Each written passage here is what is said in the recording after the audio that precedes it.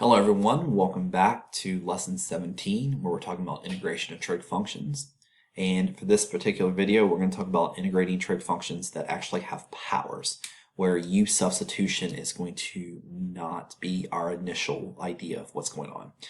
Before we get to the 5 examples that it's in the box below, then I'm going to do a couple of them for us. I'm going to do 3 of them 5 for you guys in this video. We need to know some identities. We have to know identities in order to do these problems. So the classic one that everyone knows is sine squared plus cosine squared is equal to 1. And there's one double angle for sine, and that's going to be 2 sine x cosine of x. There are 3 double angles for cosine. The one that's the most common that people know is cosine squared x minus sine squared x. But if you take this right here, and let's say we substitute cosine squared x is equal to 1 minus squared x, right? So cosine squared x is equal to 1 minus squared x. We could write this as 1 minus sine squared x minus 1 squared x, which is going to give us 1 minus 2 sine squared x. And you can do the same thing on the other side. You can solve for cosine squared x and get what this is, which is going to be 2 cosine x squared minus 1. And then we actually have some identities for sine squared x and cosine squared x, and they're going to look very similar to your half angle identities that you guys learned back in pre-calc honors. Or you just now know them right this second. So sine squared x is equal to 1 minus cosine of 2x over 2, and cosine squared x is going to be equal to the exact same thing. It's just the fact that it's going to be plus. It's just going to be plus. 1 plus cosine of 2x over 2. So cosine likes cosine, so it's positive. Sine and cosine, they're just enemies, so it's a negative. So that's our things we need to know for these problems. All right. Now, there are 3 types of powers that we're going to learn.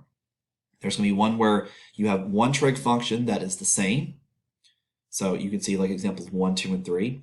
Then you're going to have a combination of sine and cosine, and you're going to have a combination of secant and tangent. So my job in this video is to show you guys how to do these kind of questions. Now, I'm just going to set up one, just because all we're going to do is integrate this, and this is nothing new. I really want to focus more on 3, 4, and 5.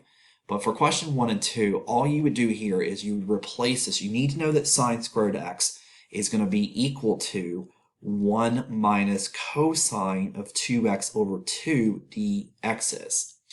And then all I have to do here, ladies and gentlemen, is just pull out a 1/2, and then you're left with 1 minus cosine of 2x dx. And then you integrate this, right? You're going to integrate 1, or you could do 1/2 here and over 2. It doesn't matter if you don't want to pull up 1/2. But you're going to integrate this, and this is going to be x. But this, all you're going to do for this problem is you're going to do u is equal to 2x, du is going to be equal to 2 dx, and then you would just go ahead and integrate cosine of 2x like you normally would. And once all is said and done, you're going to get the answer 1/2 x minus 1/4 sine of 2x plus c. So this is just integrating 1. So you're integrating 1 and you're multiplying it by 1/2, which again 1/2 x. You're integrating negative cosine of 2x, and then you're going to multiply it by 1/2. And that's all that you do for that problem.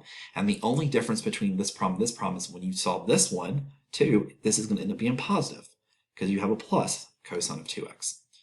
And the answer key is on Schoology for you guys. All right, so let's look at the actual other ones. So how do we do these problems right here? Because this is very interesting. Now, if we have sine cubed x, all right, and we're going to have an odd power, all right, we're going to have an odd power for this. So sine of x of 3x or 5x or 7x or cosine, what you're going to do this first is this. You're going to rewrite this as sine squared x and then sine of x dx. So this is going to be an odd power, all right, for the purposes of this class, this is going to be an odd power. So you're going to pull out 1. You're going to pull out 1 right now, and you're going to have sine squared x dx sine squared x sine x dx. Then what you're going to do here is you're going to rewrite sine squared x by what we set up here. we know that sine squared x is going to be equal to 1 minus cosine squared x. So then down here, we're going to write this as the integration of 1 minus cosine squared x times sine x dx. Now let's say this had been a 5. Then this would be a 4. Then you would still do 1 minus cosine squared x squared, right? Because then you would have sine squared x quantity squared. So you're still going to use the identity of 1 minus cosine squared x. The only difference is that there may be a power up here. And you guys will see that again when we get to number 4. Now, how is this helpful to us? So all we've done so far is we've rewritten sine cubed x as sine squared times sine of. The important part here, and once you see me do 4 and 5, is that we want to pull out one function. So again, this is cosine to a cubic function or whatever it is. And it also works for evens, but we're just going to stay with odds here. You're going to have one function and then one less here. So whatever this number is, this will be less. Again, you're going to use sine squared x in our identity, and then you're going to, if there's a power. So if this had been a 4, this would be a 2. If this had been a 6, then this would be a 3, right? You're dividing that by 2. Why does this help us? This helps us because now I want to make u equal to cosine of x. What's brilliant about this is that, remember, we want to use u sub now. Well, if u is cosine of x, then du is going to be equal to negative sine of x dx. So our du is actually all right here, minus the negative, right? So negative du is equal to sine of x dx. So this is all my du, and this is u. So I was able to brilliantly manipulate this problem where I went ahead and just pulled the negative out. So that's what this is. So it's 1 minus u squared, right? This is 1 minus u squared, and this whole thing is du. So now all I have to do is integrate this. I get the integration of 1 minus u squared du.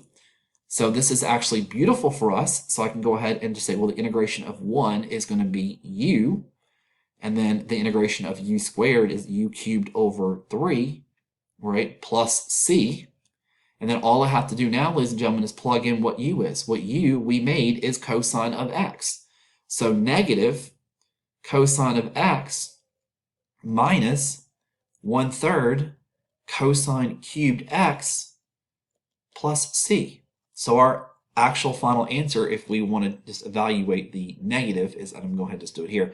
So this is going to be this, and I can go ahead and just get rid of this little guy right here, and there's our answer. There's the answer to our problem. And like I said, we need to do a couple more problems for us to really understand what I just did here. But the goal is to create a u sub problem by rewriting this. Okay? And that's exactly what we can do for these problems right here. So we get negative cosine of x plus 1/3 cosine cubed x, and then plus c. So I really don't need this little piece right here either if we want to be kind of... No. All right, so let's look at the next example. So notice that I said odd. Odd. We did an odd problem. So that's your thing. So you always want to rewrite an odd function by having a singleton. So the even ones we're going to leave alone. So I'm going to rewrite sine of x squared as sine of x times sine squared x cosine. So we leave the even ones alone. And this is, again, for sine and cosine.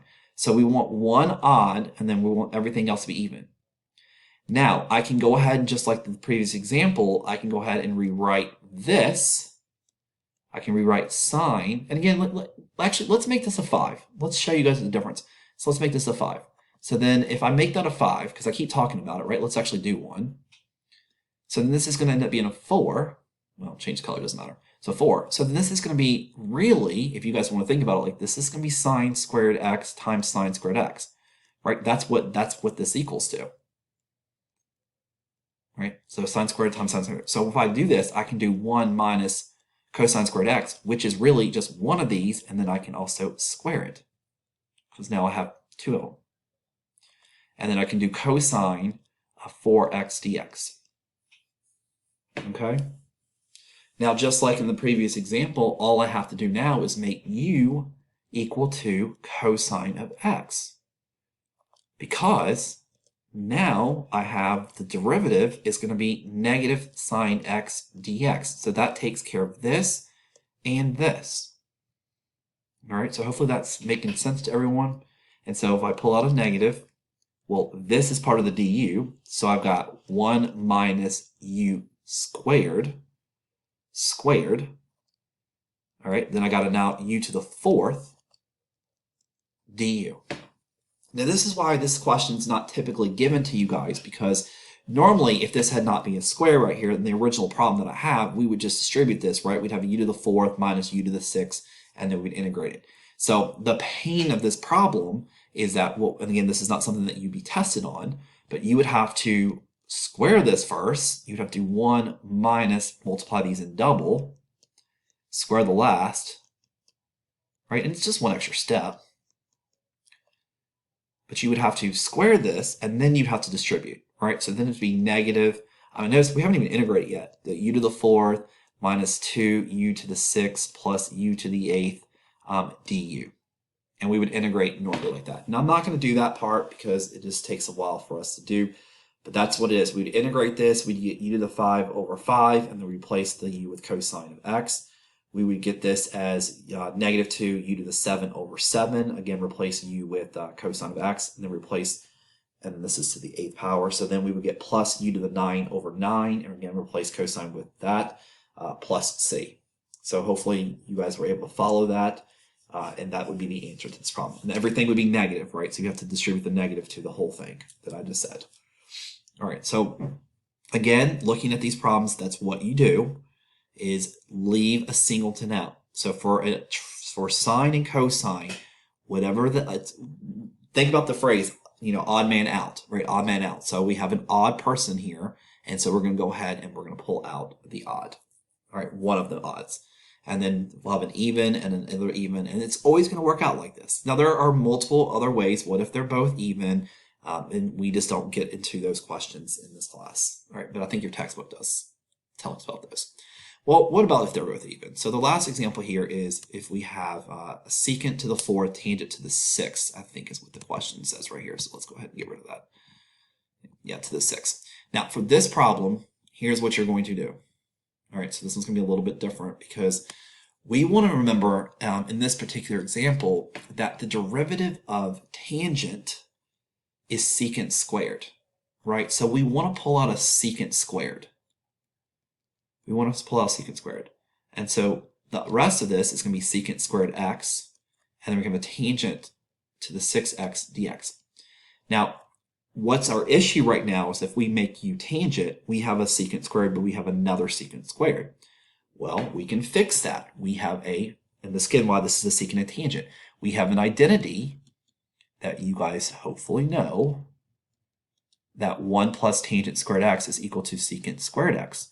So secant squared x, I can replace that with 1 plus tangent squared x. And I'm hoping at this moment in time, you guys are now seeing that I'm trying to manipulate these problems to where I have all of one trig function, right? All of one trig function, and the derivative of that trig function, just a simple derivative is right there, right there. So just like here, I'm trying to rewrite all of this, sine to the 5x cosine of 4x, to one trig function. So everything is cosine, and then I do have the singleton, the one derivative of sine right there. And so now when I look at this problem, I can say, okay, well, let's make u equal to tangent of x.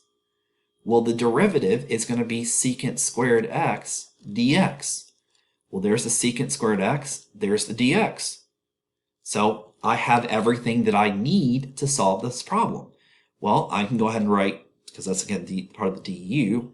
So this is 1 plus u squared, u to the 6th, right? Because everything, and then du. And this is going to be the work that you would have done for question number 4 if I hadn't put the square in here. For the square in here. And again, just like before, ladies and gentlemen, this doesn't matter what this is. This could be u to the 17th power, right? It doesn't matter what this is. So this doesn't have to be an even or odd function because you're distributing. So the secant will usually be the even function here. So we're going to go ahead and solve this, and we're going to go ahead and still do u to the 6th plus u to the 8th du. And then once we do that, let's bring this up so you can see a little bit more of the work that I have right here. So once we do that, we're going to get u to the 7th over 7 plus u to the 9 over 9 plus c. And just like before, we go back to what our u is. Our u is tangent. So it's going to be 1/7 tangent 7x plus 1/9 tangent 9x plus c. And that's how you do powers of trig functions. And those are the three cases you guys are going to see in this class. Is secant a tangent with even powers. Again, the tangent doesn't have to be even. And then a sine, cosine, where one will be one will be odd, one will be even. And then trig function cubed to the 5th to the 7th, an odd function. So it would be sine, cosine, something like that. So I hope that's helpful, and we'll come back in our third video of this lesson where we talk about other integration techniques that I'm going to show you guys. So I'll see you guys in the next video.